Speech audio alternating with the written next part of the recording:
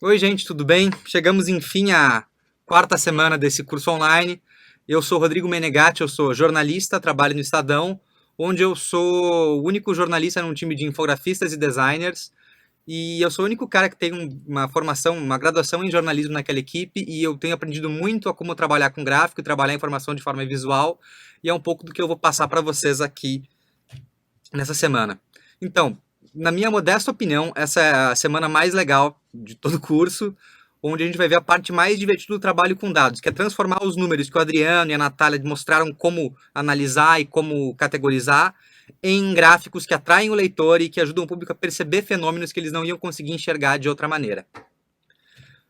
Para isso, a gente vai ter que estudar uma série de temas que começam com definições e princípios teóricos, né? O que é um gráfico, o que é visualização de dados, o que é infografia, para que isso serve, quais são os principais tipos de gráfico, como que o que a gente faz de errado quando monta um gráfico e como evitar esses erros, como explorar os dados usando gráficos para não apenas apresentar para o leitor, mas descobrir coisas interessantes que não veríamos de outra maneira.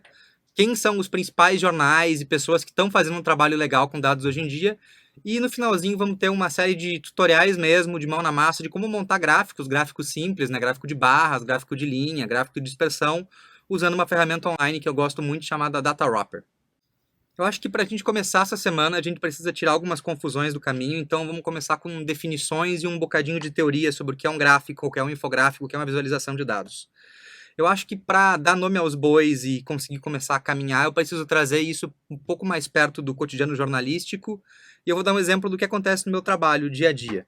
Como eu falei, eu trabalho na editoria de arte do Estadão e meu cargo oficial é web designer e infografista.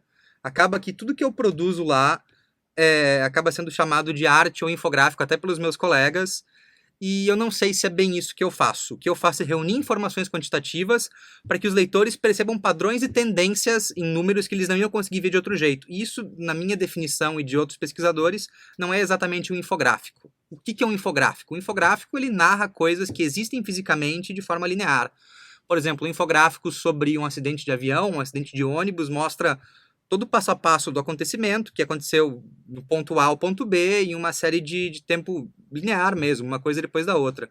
Enquanto, quando eu visualizo dados, eu estou reunindo números, reunindo informações quantitativas, que podem não estar conectadas, obviamente, podem ser muito abstratas, para tentar revelar um insight. Não são coisas que estão naturalmente ligadas, mas são coisas que, quando reunidas, oferecem um tipo de contexto e um tipo de informação que não existia antes.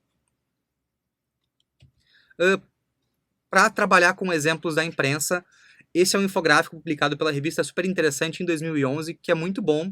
Ele demonstra, basicamente, usando frutas numa linguagem super suave, como funciona uma cirurgia de sexo. Então, você tem a banana representando o pênis, e você tem essa folha representando uma vagina, e você mostra como ela é cortada, como ela é aberta, como todo o procedimento acontece. Então, você tem o passo 1, o passo 2, o passo 3, de uma coisa que acontece fisicamente. Esse infográfico é brilhante, mas ele não tem nada de dados.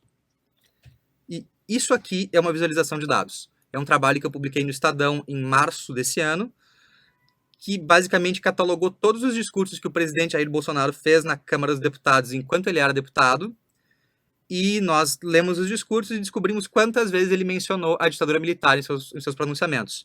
Foi um terço das vezes. Esses discursos não aconteceram um depois do outro, eles aconteceram num espaço de quase 2001 a 2018, de quase 20 anos, e a gente só conseguiu oferecer uma matéria, um conteúdo que parasse de pé em termos narrativos, porque a gente pegou esses dados díspares e reuniu eles de uma maneira que fizesse sentido. Então, só para reforçar isso, enquanto uma visualização de dados coloca informação quantitativa em contexto, a infografia mostra como o acontecimento se desenrolou passo a passo. Eu acho que nessa comparação entre o que é um infográfico, que é um termo que é mais próximo do jornalismo, do nosso cotidiano, dizendo o que ele é e o que ele não é, eu consigo deixar claro que é a visualização de dados.